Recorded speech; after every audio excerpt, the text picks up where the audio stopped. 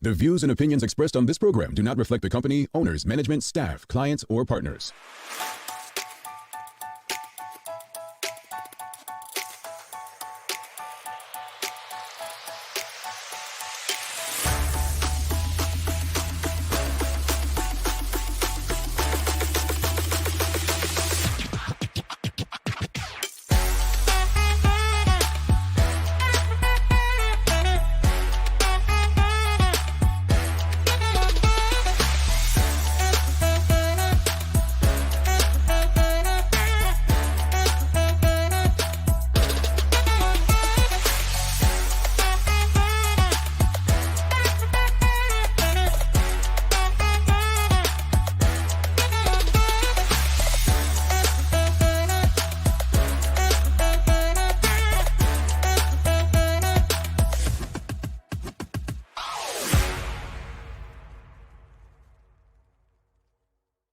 It's Wednesday, the 26th day of June, 2024. Welcome to Bermuda's Daily Talk Show. It's the Daily Hour brought to you by the BAC Group of Companies, Medicals, Lindos, and People's Pharmacy. I'm Jamal Hartman. She's Mia Chambray, and Maya Palacio will be with us in a bit to bring you the latest in her news break. Mia, happy hump day? Yeah, hump day to you. Yeah, it's Wednesday today, yeah. I found myself on Monday wishing people have a good weekend. I was like, what is happening? Like, geez, okay. It's definitely like on the edge of summer, because like schools are getting out soon and like nobody knows what day or time or month it is. Yeah. So happy Wednesday. Yeah. When you're having fun, when life's great, you just don't remember what day it is. I get it. Did you do anything fun on the weekend? The real weekend. Yeah. So let's recap. So I think we talked about this last time, but I grew up in an entertainment home, and I am an entertainer myself. So I lived in the UK doing that for a very long time. I was in like a full-on rock band. That's how I met my husband. And then once we decided to start a family, get married to start a family, we came back home to Bermuda, which is where I started my business. But then for fun, we actually call it our date night. James and I perform on Wednesdays. Not on Wednesdays. On Fridays. On Fridays at Cafe Lido and Saturdays at Azura. But actually on Saturday, we performed at a friend's wedding at Tom Moore's, which was beautiful. Oh my gosh, it was so beautiful. It was so filled with love and happiness and joy. And so that's what I did on the weekend. And I did not get to go swimming, which made me really sad, but it's okay. Come on, you got to get those swims in for people like Maya and me who don't swim at all. Get those swims in. I do. So how about you, Jamal? How was your weekend? I haven't really eaten solid food since June 3rd, right? So I've just been smoothieing it away and proteining it away and really trying to find fun things to do while I can't eat normal food. And so kind of tried to lay low, but I was working. Because I love to eat. Like anyone that knows me, the fun stuff to me is going out to eat. You know what I mean? I know, food. I know. That's what I love. Like I would go on trips and stuff and like plan it all around like food. Like where are we going? What are we eating? What are we doing? Yeah, definitely. I don't even need good food. Give me potato chips and French fries. You know what I'm saying? Like just give me something. But all right. Sounds like everybody's good. And Suzanne Ingram says, awesome Wednesday, Jamal, Mia, and Maya. And she says, Mia, I have that issue every day. Yeah. Hey, Suzanne, thank you. We're in the same club, so. Yeah, for sure. Greetings, everyone, and thanks for making us part of your daily routine. A good one today as we welcome Ajai Peets of Bermuda Youth Connect. We're going to be discussing her recent trip to the Youth Summit. The daily play is music today. A hint, it is the death of the legend, the highest selling music artist of all time, Michael Jackson. So question will be around Michael. Thanks for that bit of information, Mia. Don't forget to subscribe on our website, thedailyhour.com. Follow us on all of our social media channels to stay up to date with all that we have going on. Help us grow beyond the mic as we do our part to continue to improve our community. Let's jump right into today's question. How often would you like to see your MP on your doorstep? How often would you like to see your MP on your doorstep? But before we get to that, has any political candidate been on your doorstep since the last election? Has any political candidate been on your doorstep since the last election? You said no, Mia. No, So not even like maybe you're not home and they leave something in your mailbox? nothing. How does that make you feel, Mia? I mean, I don't I don't really know, to be honest. I actually think it's probably a pretty hard job getting around to all the houses. I think if you're a candidate that's being paid, you should probably get out. You should probably get out and about, uh, if you're getting paid by the taxpayers, you should probably really hot step it around the neighborhood that you represent if you're getting paid to do so. And if you're a new candidate, I can understand that it's probably a pretty big undertaking and will take some time to get around because Bermuda, as a person who's delivered a lot in the past 5 years, I've actually become very well acquainted with Bermuda. There's parts of Bermuda that I never even knew existed. It's quite a labyrinth. So I will give some grace and space to those new candidates who are, putting their names forward, which is really brave. And trying to probably find their feet and where to go and find a rhythm because lots of people are doing this all while having families, etc. But I think if you are a member of parliament and you are being paid to represent the Bermudian people and especially your constituents who put you into the seat, you should be hot stepping it out way more. Your constituents should see you. Yeah, indeed. I got you. What do you think? Audience, what are your thoughts? Well, how often would you like to see your MP on your doorstep? But has any political candidate on your doorstep been on your doorstep since the last election? Like, have you seen any political candidate come knocking on your door to hear your concerns, to beg for your vote? Let us know. Like, what are your thoughts on that? I must say, before they removed me from the ballot, not the ballot, removed me from the thing, the registry, Yeah. before they removed me from it. They removed me. Said I wasn't Bermudian anymore. But anyway, before they removed me, I must say that Michael Weeks and the late Nelson Bascom, who literally don't have to do anything to win that constituency. It's a stronghold. I mean, percentage-wise, they always win by the largest margins. But both of them canvass. I tell you no lie. Michael Weeks and the late Nelson Bascom canvassed. They heard the concerns of the people. They engaged you. Terry Hudson ran against Michael Weeks. He was on doorsteps for the OBA leading up to 2012. There was a gentleman for the UBP. He also got out as well. I forget his name. I can't say for Lynn. I think her name was Lynn Woolrich. I think she got around, but I just was not in Bermuda at the time. So okay. I will say many people would expect people not to get out in that constituency because it's such a high, the stronghold that the PLP has on it. You would just think, oh, they're just going to win this. But right. My constituency, my house was always canvassed. I don't know if that's because they figured I would say they didn't publicly, or I think it's bigger than me. I think it's just an area where they have an understanding of the community that they're working with. But audience, let us know, has any political candidate been on your doorstep since the last election? And how often would you like to see your member of parliament on your doorstep? Hadleen Swan says nope and nothing in her mailbox. If you don't mind, audience, let us know what constituency as well, because it would be helpful for these candidates to know, like, yo, people haven't seen you. Well, they know they haven't seen you, but that is of concern to you. Suzanne Ingham says, I've had way too many in the by-election. Oh my God, the phone calls were terrible. It was almost every day and a real turnoff. The PLP was smothering. Wow. So we go from two extremes, Mia. Yeah. Nothing to too much. Nothing to smothering. Yeah. Nothing to a stage 5 clinger, right? Like that. There's nothing worse than that. I'd rather I wouldn't rather nothing, but I don't want a stage 5 cling on. For those of you who know, that's like AKA smothering. But I think also, Jamal, because we live in a modern time, I think there's actually also another way to canvass. I mean, of course, there's so much value in face-to-face, et cetera. But there's other ways you could canvass your constituents. So you could do it via social media. So Facebook or Instagram or TikTok or YouTube. There's other ways to actually get on the digital doorstep for candidates. And I don't see, or the radio for like terrestrial radio or coming on here.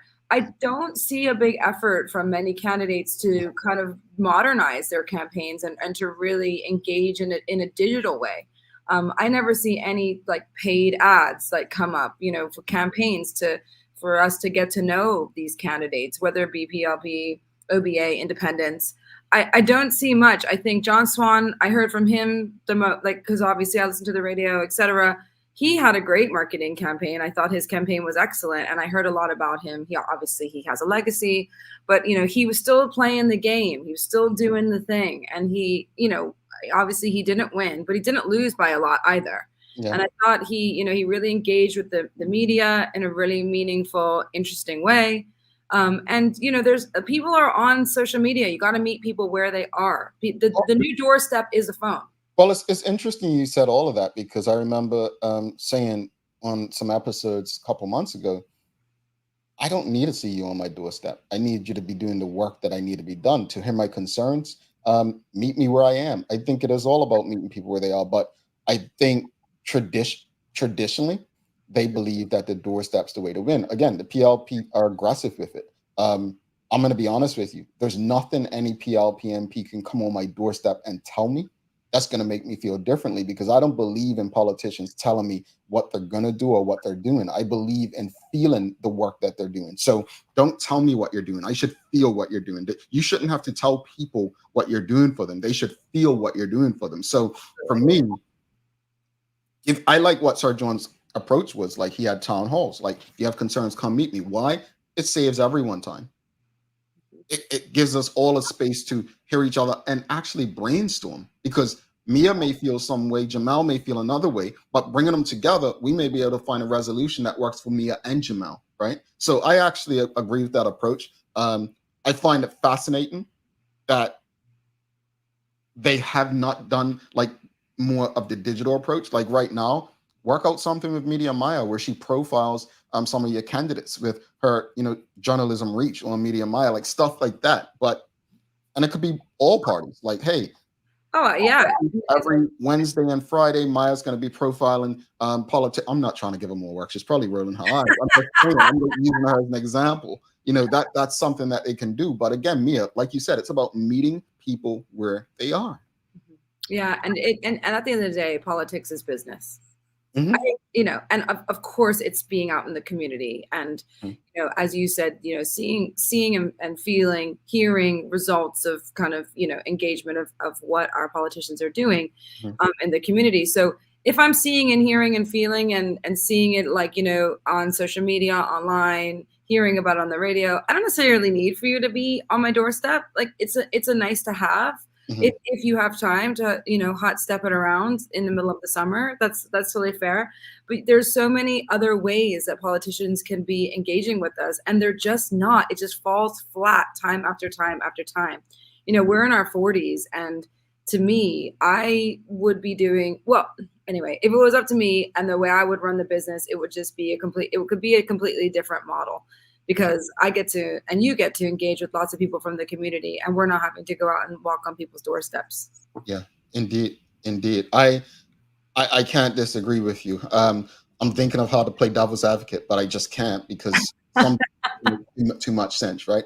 Let's go to the audience again. Audience, has any political candidate been on your doorstep since the last election? And how often would you like to see your politician on your doorstep? Again, for me, I don't care if they come on my doorstep or not. I just need to know.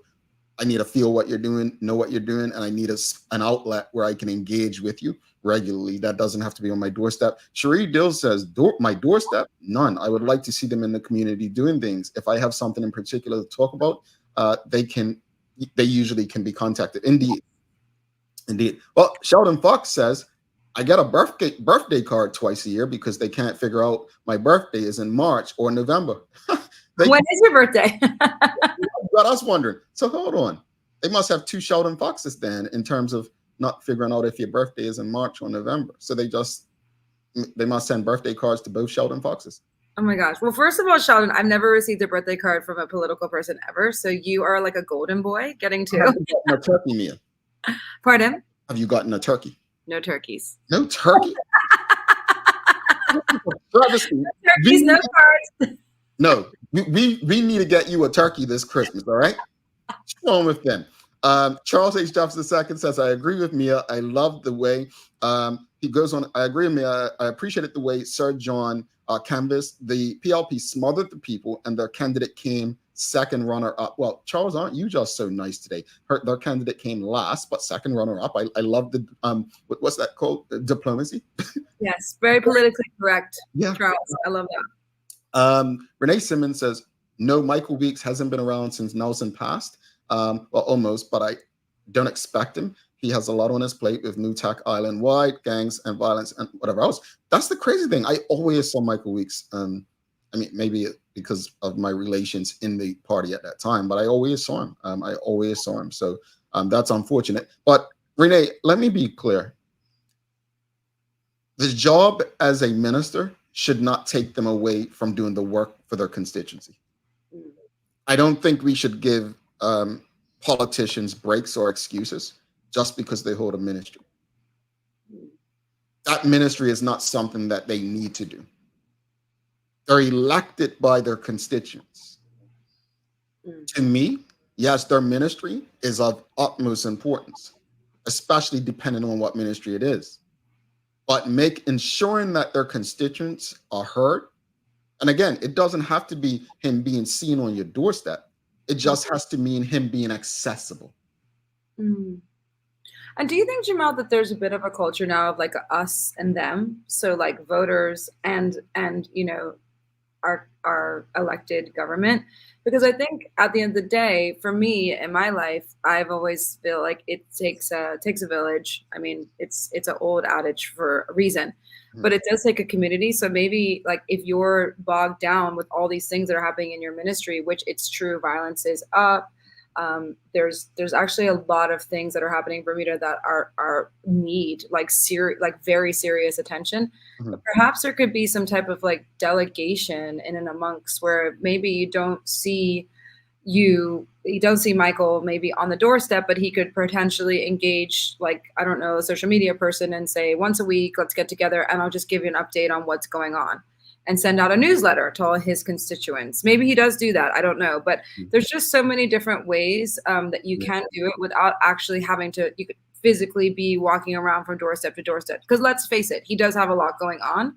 And probably also has, he's also a human. So he also has probably his own personal things like seeing his family and items like that. But just to actually modernize the whole way that we communicate with politicians and our voters, it's so old-fashioned, I think. I think it's so old-fashioned. I don't know about you, Jamal. I mean, I would be happy to get a text. I would be happy to get a text from my politician and just say, hey, this is what's happening in the community. This is what I'm up to. If I were a political candidate, we'd have a WhatsApp group for everyone in the constituency if they want to join. That's just where I'm at with it, that we'd be communicating on that level. I think two of the best candidates in my lifetime, are Michael Dunkley and Wayne Furbert. I think those are two people like Sir John who probably could get success regardless of party or constituency, and has been proven.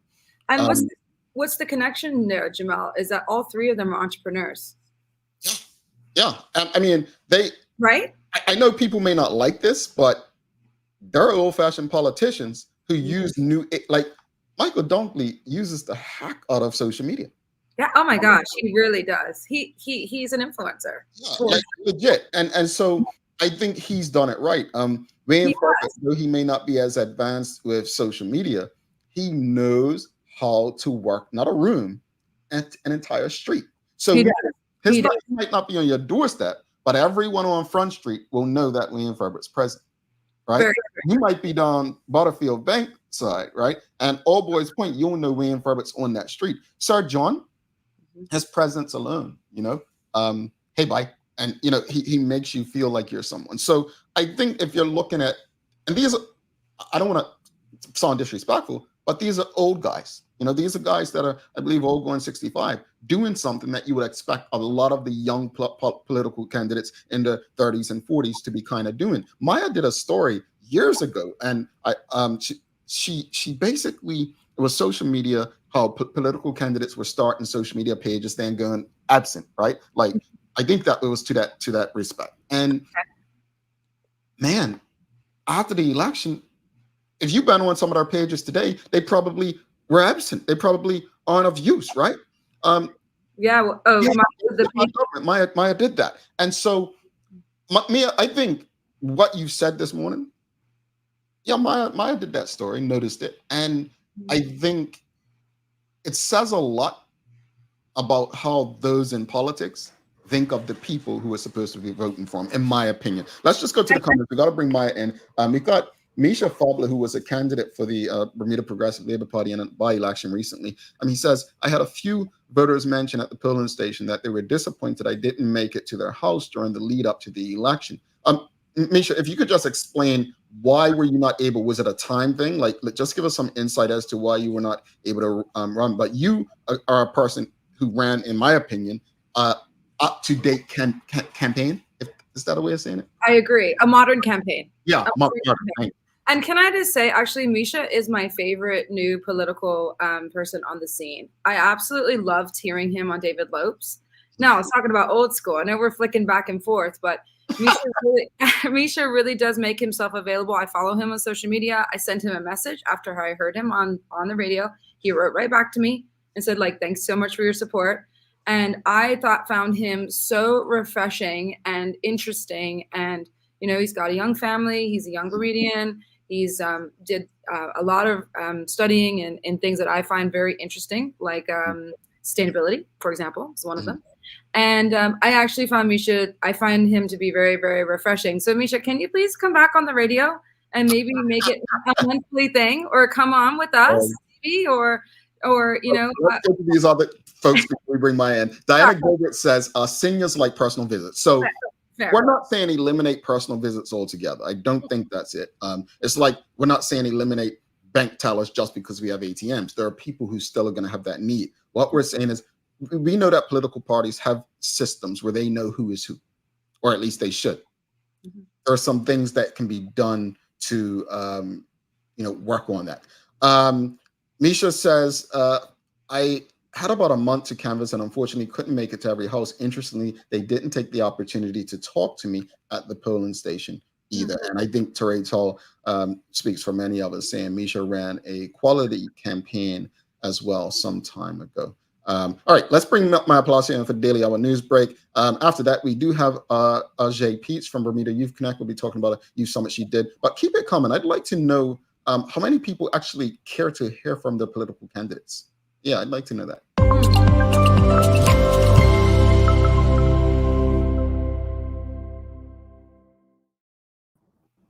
Good morning. Good morning. Greetings, MP. How are you?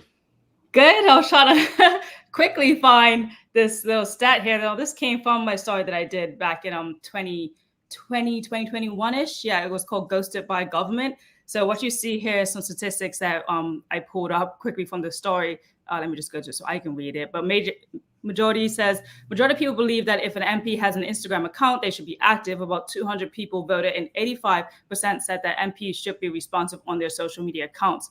Yes, the first one you see say, when you need to contact your constituency MP, what do you do first? So 65% says search them on socials, and then 35% says search for their emails. And the next one says, do you think ministers should be responsible on their accounts? Again, yes to 85%. And then the last question was, do you care whether or not your MP is active on their social media accounts? 72% said, yes, I care. And 28% said, no, I don't care. Thoughts on that, Mia? Well, I think that we have been absolutely ghosted by government. We're still being ghosted. Like we as voters need to become stage 5 clingers. We need to be smotherers. It needs to be the other way around. Because I think that there is absolutely not enough visibility on members of our government on both sides, on both parties. I think there's not enough. I don't know them, and I want to know them, and I'm not surprised by Maya's statistics at all. I remember before the last election, they were very active. Many of them were very active. The only ones you kind of see active, I think it's part own ego, is Jamal Simmons is very active on Twitter. You do see David Burt, the premier, usually showing things that he's doing as premier. But for the most part, I think, and this is just based on, I don't really follow politicians.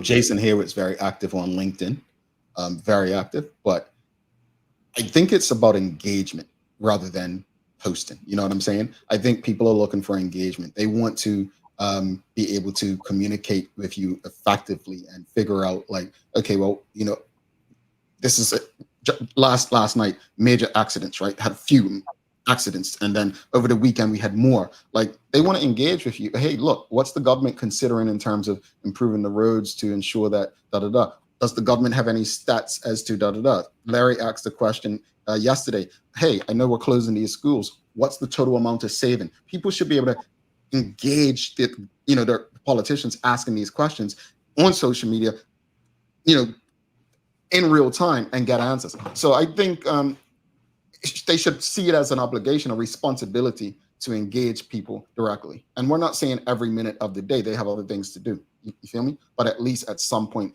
you know, just go back. So yeah, sorry, man. I agree. No, you're not incorrect, because I mean, it is their duty, it's their job. They took it up. They took this position. They should know what comes with it in terms of communicating with your people, your constituency. I've heard good things about Lawrence Scott, because I think he does something every Saturday, I think, with his constituency, where like they get to go and you know, commune, and I think they have vendors and things going on. But that's like one person I remember asking the question on Twitter, it was probably last year, like, hey, how do you reach your constituent, and what are they doing for your constituency? And so people responded, and I remember that response. And it's like you guys said, it's being in this era, they should be communicating us way more effectively. They have their own platforms, like we all have our own platforms, and it should be so much easier to know exactly what happened in the House. What did you say in the House? And I know people always I'm now seeing like the OBA is putting out some things about what's been said in the House. But again, that's on their own. When like they're individual persons, they all have their own accounts. And it's just like, you know, sometimes not everyone's going to follow the party, but they will follow their constituent. They will follow their like MP in that place. So, you know, it's just those things as well, like make it easier to communicate. Because I remember in my parish, and it was like, where's like, should I go on a Facebook group to be with these people? How do I hear from my MP? I'm calling, I don't know what he's doing. Like, I know he has a store in the area. I'm like, maybe you should put your number on the store door, like let people know this is where you are at, so people can reach you. Like, it's like pulling teeth sometimes. Mm-hmm. Unfortunate, but I my hope, again, audience, if you haven't already, make sure you give us a like, a love, follow. Make sure you share this with your friends, your family, your colleagues. These conversations, we hope, lead to improvements. We hope that they lead to, you know, Teray Toll says it right here, you know, they're active in posting trip celebrations and the populist rhetoric. Like, we don't just want to see posts, we want to see engagement. We want to experience engagement, you know. So I also want to get to know them. Yeah. You know, like I want like a daily life. Like, what do you do in the day? Like, what, I don't know, like where do you get your coffee? I don't know, just like really lifestyle things I would love to know about as well as their stance, and obviously, of course, what they're doing in the House, etc. But I like want to know about them, and I think there's we now have that not expectation, but that's kind of how we communicate on social media. Like, so people know things about you that are interesting and fun, and actually, it's just it's a way for people to it puts a human spin on it. So we're not always like, well, they're not doing anything, and what are they saying about the road traffic accidents and blah blah blah blah. Well, actually, they should be saying all things about that. But it would be nice to get some more lifestyle pieces, you know, just get to know who. I can speak for ourselves, because I don't want to know none of you. No, I get your point. It's important to know the people beyond the politics, right? That's who they truly are. Politics can be performative and seem like acting. Maya, I know we've got a guest coming, so what you got in the news break? Well, good morning, everyone. This is your daily hour news break, brought to you by the great people at People's Pharmacy. Starting out our news this morning, 3 collisions that occurred. So one, a motorcycle rider was sent to the hospital for treatment of serious facial and leg injuries yesterday when there was a 2-vehicle collision at the junction of Georges Bay Road and Railway Trail in Southampton. Now, this happened around 9:50 a.m. A motorcycle was traveling at a high rate of speed in an easterly direction on the railway trail and failed to stop at the junction, and then collided with a heavy truck traveling along Georges Bay road in Caroline Bay. So the rider of the motorcycle was sent to the hospital again for treatment, of which are described as serious facial and leg injuries. The driver of the truck was not reported to be injured. Anyone who had witnessed this is asked to call 211. I don't know. I mean, I always think about what you say. It's always, we're just getting the ones that are reported, right? Mm-hmm.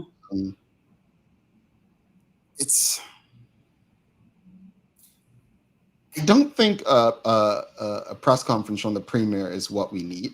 We had a lot of those during COVID. But at some point, I think we need to address this. It seems like it's havoc on our roads right now. Something just doesn't seem right about the havoc on our roads right now. Maybe it's just we have more media or more reports coming through. I don't know. No, things are getting statistically. It's not looking good.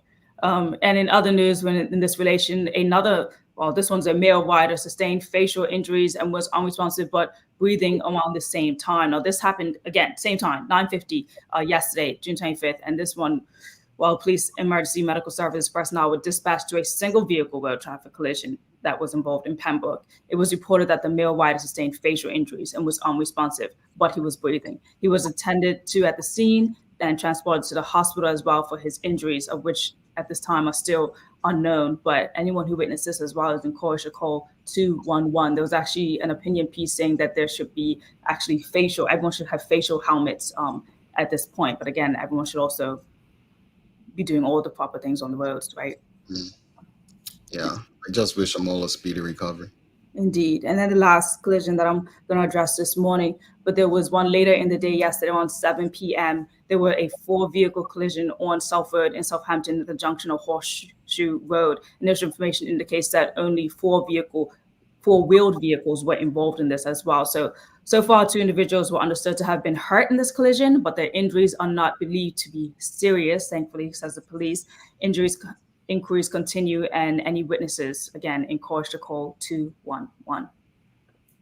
I think what fascinates me, I'm always just so interested in how the collisions happen. And I think being told those stories could help with preventive, situations going forward.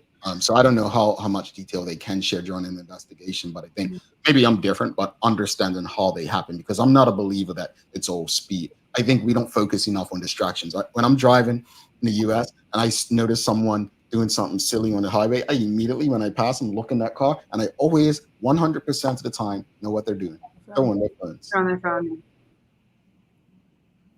I mean, people don't have the helmets buckled up. Like, people are passing in a car on Harbor Road, passing another car. Like, it's out of control.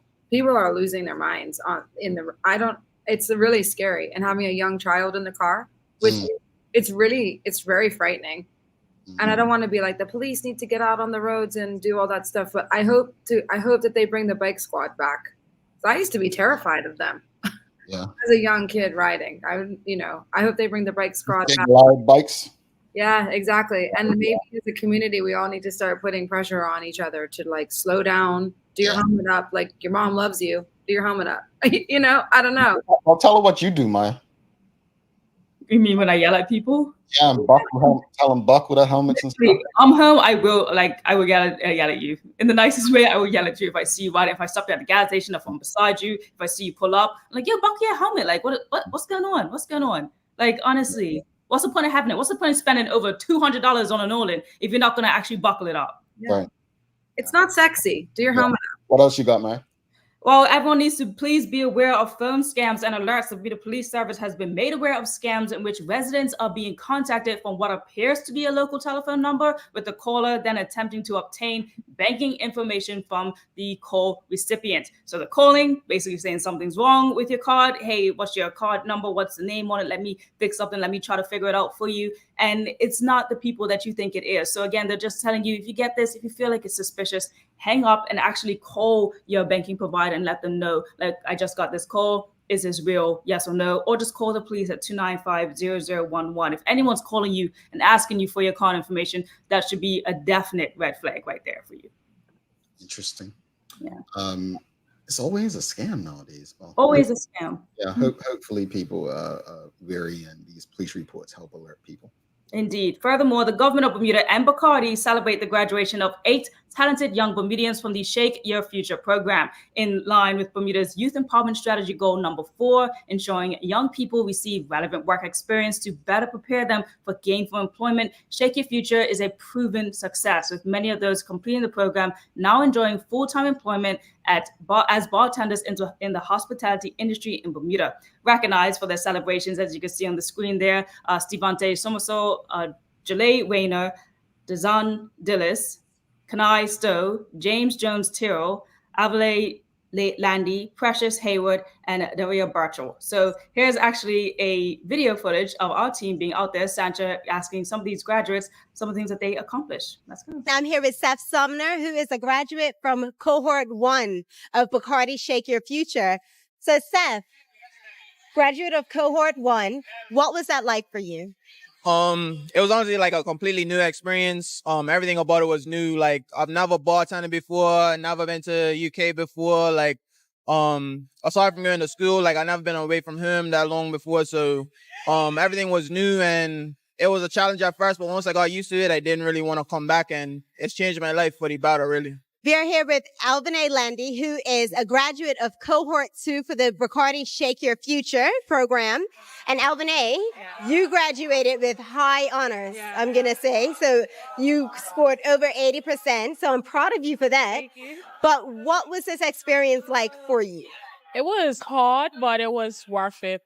So it was really intense and kind of stressful, but it all paid off in the end. And I'm really happy that I took the time out to participate in the experience.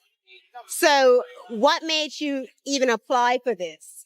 So my sister was a bartender and she had passed away. So that's something that inspired me to become a bartender as well. Oh. Yeah, congratulations to them all. I think, I've said it on this show before. Laura and Miss Alana and Danielle and the entire team at Bacardi.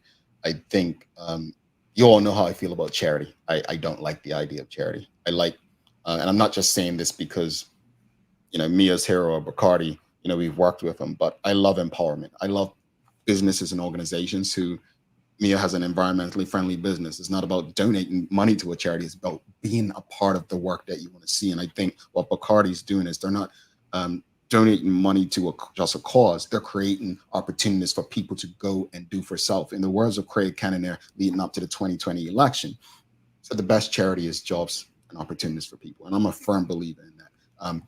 My hope is that one day we can eliminate the need for charity and just help people help themselves. There will always be need for charity in terms of people who just are not able to do for self, right? Disabilities, elderly, and children, absolutely. But I love this from Bacardi, and I really hope that it continues. The support from industry partners is well needed and supported. So congrats to all the graduates.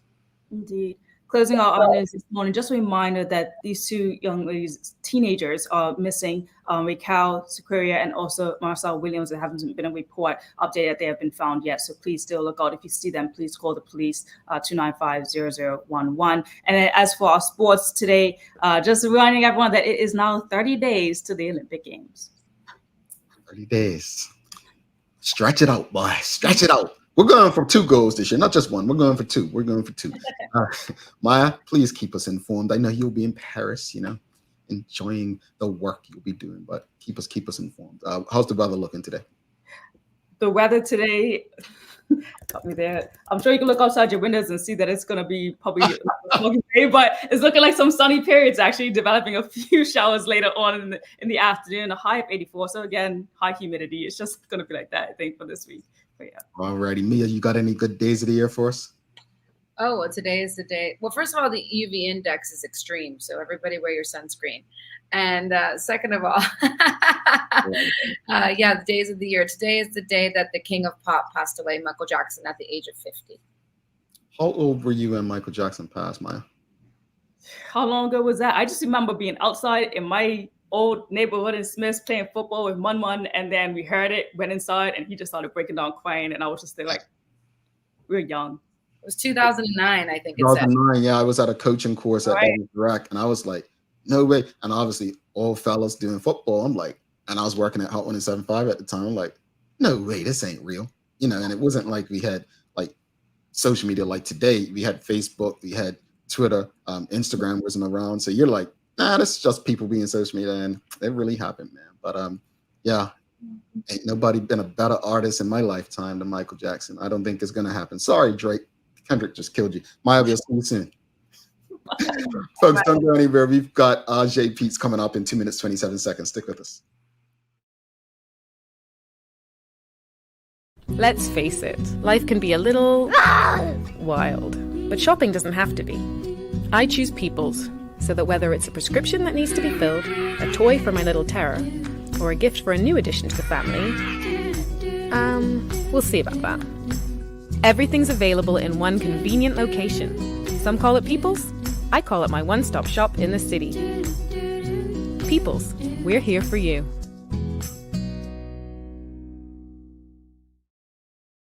Welcome to the new bulk store, Lindo's Next Level. Wake up in the morning with enough coffee to keep you running throughout the entire day. Your pet at home deserves the best. Stock up on dog food to keep your puppy happy. Need a quick tasty lunch at home? Your chicken nuggets will be jumping right out of the freezer. What's a movie night without popcorn? You can never have too much. Lindo's Next Level. Why go anyplace else? It took 14 days to build your business plan. 6 months to build the courage to leave your day job. 3 weeks to find the perfect location. It took 10 days to outfit your space just right. And 1 day before your first client walked in the door. All totaled, it took you a full year to get your business operational. And this is just the beginning. To the entrepreneurs, the risk takers, the people that shape our economic community, we salute you and are here for you every step of the way. BEDC, providing knowledgeable, progressive, professional, and innovative support to Bermuda businesses. Summer is almost here. Dive into the season with dog floats and dog pools. Enjoy 20% off West Paws dog floating toys and shop our life jackets for safety in the water this summer. Get all your summer needs before the holidays and events begin. Don't forget to stock up on poo bags and check out Dicky Bags, the poo bag holder that locks in the smell until you can dispose of it. Remember, even dogs need sunblock, so visit Noah's Ark today, Bermuda's most trusted animal supply store for all your summer essentials, and ask us about our rewards program. Alrighty, welcome back to the big show. Mia Chambray, Jamel Hartman. It's the Daily Hour brought to you by the BAC Group of Companies, Medicals, Lindo's, and People's Pharmacy. Folks, please do go to our website, thedailyhour.com, subscribe, and follow us on all of our social media channels to stay up to date with all that we have going on. Help us grow beyond the mic and continue to improve our community. Without further ado, let's bring on our guest of the day. It's been a while since she's been here. One of Mia's favorite people, Ajai Peets. Welcome. Thank you for having me. No, thank you for coming. It's been so long. I mean, Ajai. I think it's been like almost 2 years. Yeah. I think you forgot about us, huh? I've just been very busy. You know, I wear too many hats. It runs in my family. You are good people. You do fantastic things in the community and life. But just remind for those who weren't present 2 years ago. Just remind people about who you are, what you do before we jump into today's conversation. Of course, my name is Ajai Peets. I'm one of the co-founders of Bermuda Youth Connect. We are a group of young people who come together to bridge the gap between our young people and our leaders. And we've also grown so much. We do a lot of consulting work. We do a lot of youth empowerment. And honestly, we just utilize our platform in the best way forward to just overall empower our young people. Indeed. And we appreciate the work that you do. So you recently attended a youth summit. Just explain to the audience, what is the SIDS Global Children and Youth Summit that you attended? What is it? I think I should start off by first explaining what a SID is. So SID stands for Small Island Developing States. So any country that is an island was a part of this conference. And the SIDS Global Children and Youth Action Summit happened on the eve of SIDS 4, which surprisingly happens only once every 10 years. I was very surprised about that. And island leaders come together to discuss a 10-year plan that's going to be executed for the next 10 years before the next SIDS. So this was actually first of its kind, the Children and Youth Summit. So I got to be joined with 80 other young people from other small island nations across the Pacific, across the Caribbean, and also the Indian Ocean and Southeast Asian seas. So it was a very diverse group. Many of the young people there were between the ages of 15 to 25. So it was a very big gap. So it was very humbling interacting with those younger than me and those older than me at the same time. And it was just a time for us to discuss many different crucial topics impacting our small islands. A very big topic that we did discuss was climate action, because, small islands, we're going to see those repercussions a lot more evident due to our size and our connection to the rise in sea level. So this was an opportunity to just network and connect and explore different solutions and ideas that many of our neighboring small islands are doing, and how we can lean on one another and foster these international connections. Amazing. Amazing. Ajay, good morning. How are you? Thank you for morning. that. I'm That was doing a good. beautiful explanation. You're so sharp, girl. I wish I was like you and I was so young. I got a little coffee kick going on right now, so I'm just I love that. I love that so pushing it much. out. Oh, I love that. How do you take your coffee? With milk and sugar, and people judge me for that. I don't like it dark. No judgment here. I like almond milk, lots of almond milk, and a little half pump of vanilla. So there we go. Yeah. So Ajay, congratulations first of all for going Thank to you so much. Bermuda. That's so exciting. I've been following Youth Connect for some time on social media, which is what we've been talking about this morning, getting to know you and your peers, and you guys have just created such an amazing and inspiring platform to allow for new and fresh voices to be heard in Bermuda. And first of all, like I said, I've been following you for a few years now, which has been really wonderful. And this sounds like it was an incredible opportunity to go and speak with, other islands. And obviously, as you know, my heart is in environmental protection and sustainability. But what I'm curious about is when you were talking with, your peers from other small islands, what are some other islands doing that you think is incredible in regards to planning and executing like big dreams for their islands, and how can Bermuda take inspiration from these? Yeah, and though we are all small islands, we're all unique through our heritage and things going on. And also, we have very unique issues in itself. So I feel like one country that really stood out to me was one of the islands from the Pacific. I want to say it was Palau. And right now, like their island is like slowly disappearing due to the rise in sea level. And it's like a question of whether or not they're going to uproot their community to move somewhere else, or whether they're going to try and stay and try and find a solution to maintain their island home. And, another big issue was water insecurity. It was like a juxtaposition of, the rise in sea level and then also water insecurity. So, like, overall, there was just a water issue that was discussed at the summit as well. So a lot of the things that they're doing right now is just a push for education and a push for advocacy. And we're seeing that a lot. We're seeing a lot of young people stand up for climate rights, for climate change, and, trying to petition our leaders to start making policies and legislation to support this, because at this current moment, within the next 10 to 15 years, we're going to see a dramatic difference within our landscape as a whole.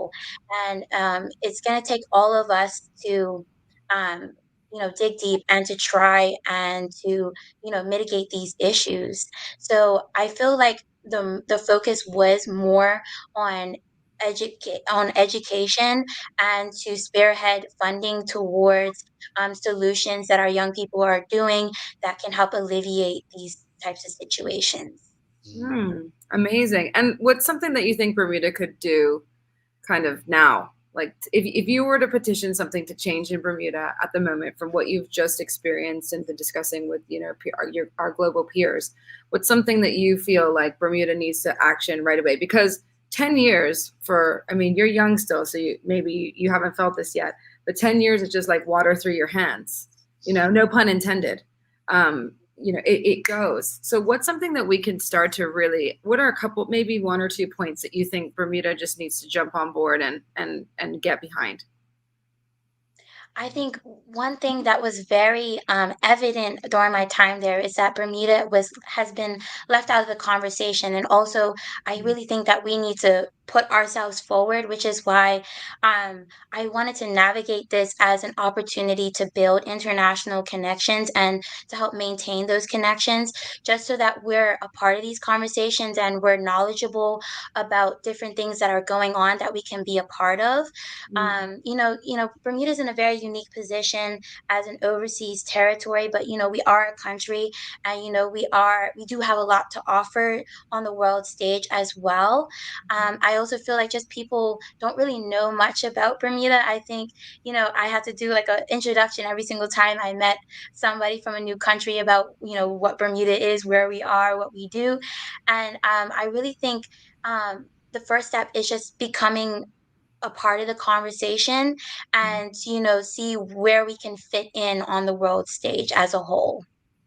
I love that. Yeah, it's interesting to see that Bermuda's kind of been on the fringe for sure. Yeah. So it's great that you were able to go and represent Bermuda. They couldn't have picked a better woman to do so, I have to say.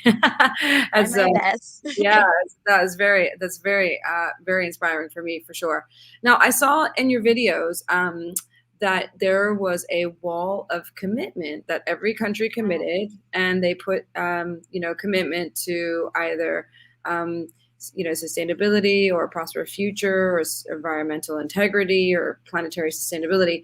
What was Bermuda's commitment on the wall?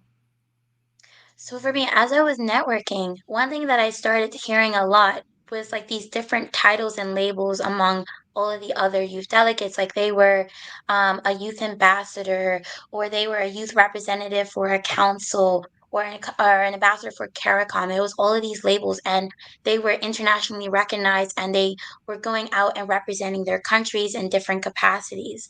And I would like to see that happen in Bermuda. So my commitment to the wall commitment was to um, create a national youth council that will give young people a tangible opportunity and a seat at the table. I'm not sure what that would look like or when that would happen, but I really think that will give young people a voice in a more profound way than just being on social media or just being a part of Bermuda Youth Connect. Like this would be a position that would give young people of a diverse age group an opportunity to have a seat at the table and to discuss affairs of today, what's impacting them. I'm about to go 25 this year, and I have conversations with my younger brother and sister who are 15 and 17, and I can say I'm out of touch on what's going on in their lives.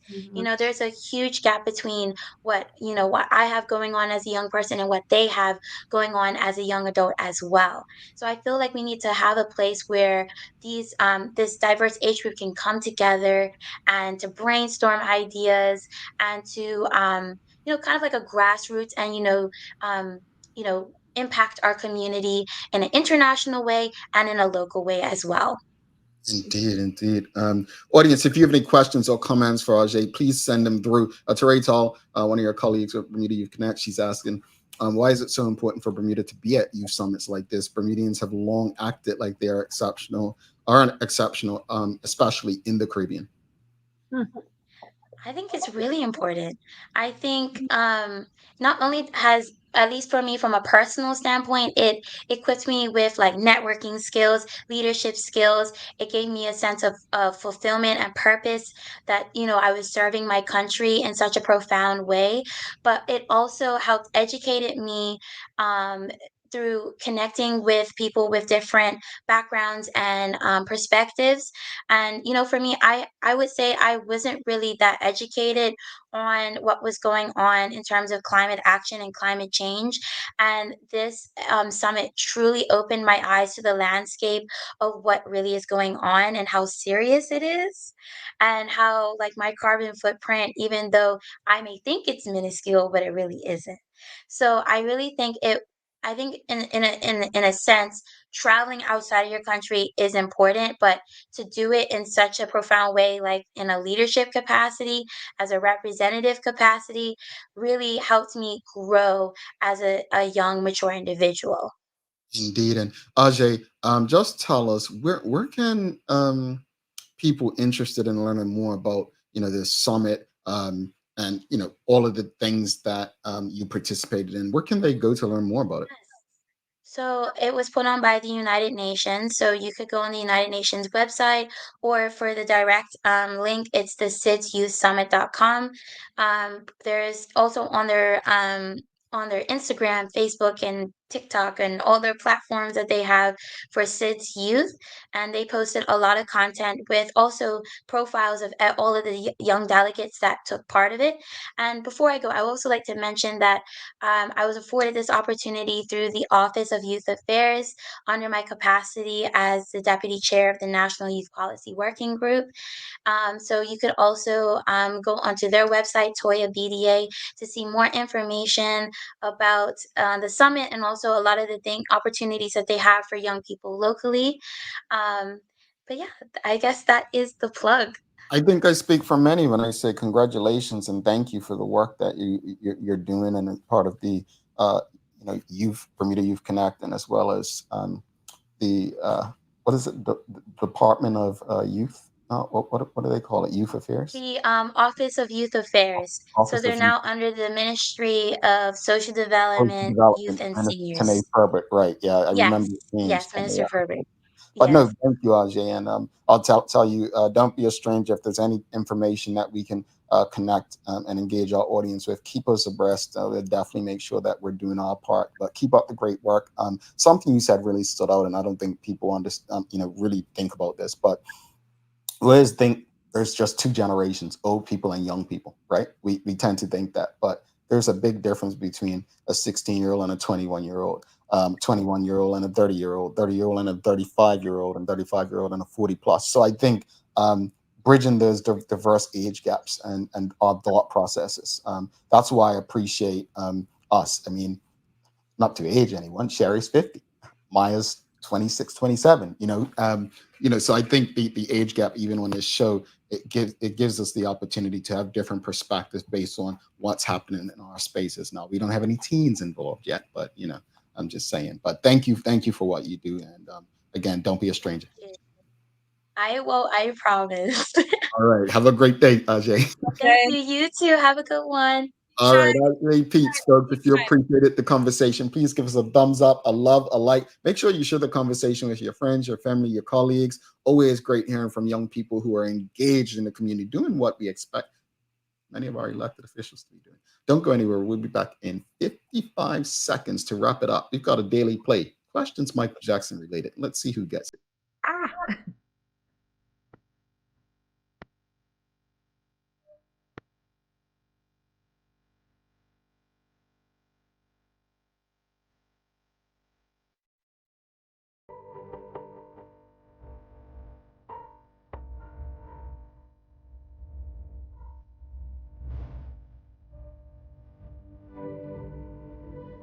Take a look at our workwear for construction workers and tradesmen.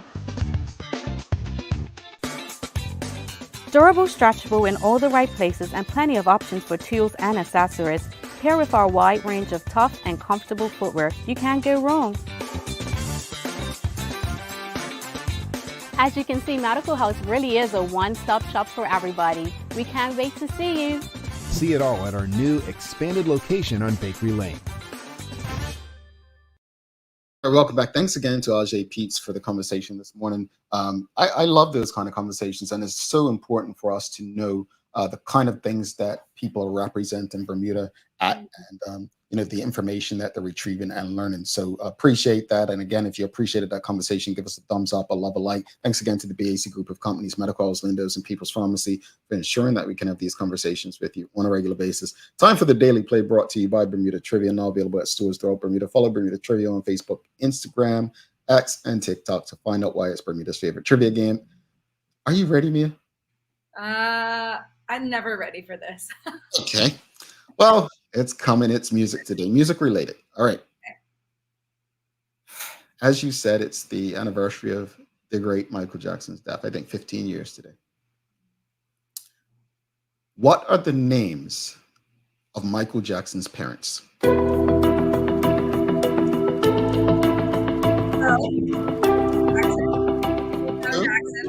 Joe Jackson. And what's mom's name? Mom Jackson? Mrs. Jackson, if you're nasty? I don't know. I don't know his mom's name. All right, someone got it. Somewhat. Diana Gilbert got it first on our screen. So hold on. I'm wondering if we should give points because everyone's just saying Joe Jackson, right? Everyone's saying Joe Catherine, Joe Jackson, but that's not his real name. Oh, Jermaine. No, his real name is Joseph. See, I'm being that person. Oh, come on. I'm being that person. Now we'll give it to Diana Gilbert. She'll enter the draw later this week. And Miss Jackson, if you're nasty, was her daughter Janet, not Mommy Catherine. Well, I know that, but I was. But where she got it from her mama, obviously. Yeah. But yeah, that was an interesting one because I'll tell you what, I guess they're coming out with the documentary of the family. And I came across something last night. I was like, okay, that's a good one. So yeah, Diana Gilbert, it is Catherine and Joseph Jackson. Those are the names of the great Michael Jackson's parents. So Mia, let's wrap it up. Final thoughts on the conversation this morning about voting, not voting, but political candidates on your doorstep and canvassing, and then obviously the conversation with Ajai. Well, I think what we really hit the nail on the head. There just needs to be a way more modern take on in regards to just our whole, and I think John Swan was saying it as well. There just needs to be a way more refreshing, modern take on the way politics is approached, the way candidates are, constituents are communicated to, the way we can communicate with our representatives. There just needs to be a whole modernization, and it needs to not be so static and like one-sided. There needs to definitely be more of a two-way conversation and more accessibility and more visibility and accessibility, I think. And Ajai? Oh my gosh. I mean, I think she's just a bright, brilliant, shining star. And I think that was so exciting that the ministry has placed her to go and represent Bermuda in this youth space. I mean, we couldn't have picked a better young lady to go and represent Bermuda. It's very exciting that she's on this journey. And I'm just looking forward I love seeing where she's come from and where she's going. And I think she said, it's important, she has a vision for where she wants it to go. And to me, that is so refreshing. And she's on her way. I think as you realize in your life, you just take steps, and you build the future that you want to see. And I think that she has a vision for Bermuda and is just very refreshing and very smart and charismatic, but also gets things done.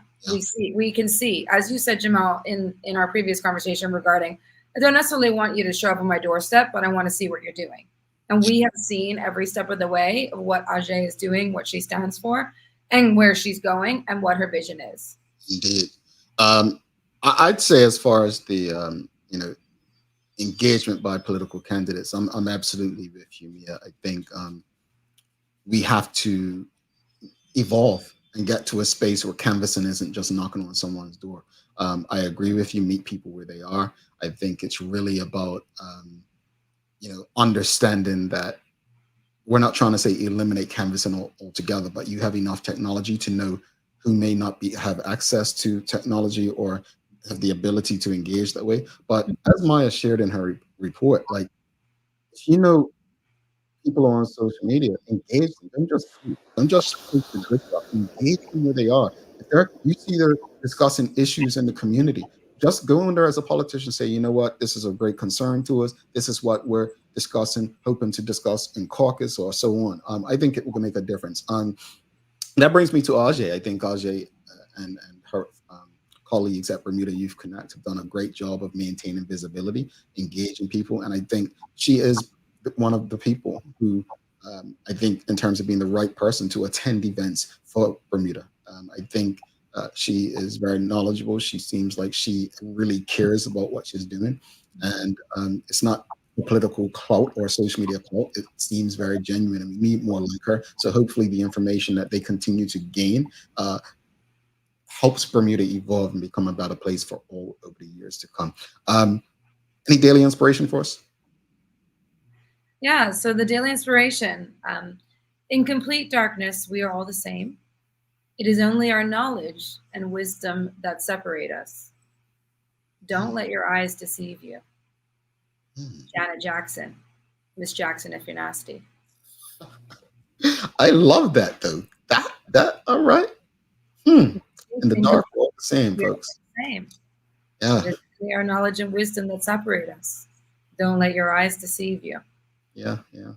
All right, folks. Well, don't forget to subscribe on our website, thedailyhour.com. Follow us on all of our social media channels to stay up to date with all that we have going on. Help us grow beyond the mic as we do our part to continue to improve our community. Thanks again to our partners, the BAC Group of Companies, Medical House Lindos, and People's Pharmacy, for ensuring that we're able to do this with you on a daily basis. As always, we appreciate you, we love you, and we thank you for making us part of your daily routine.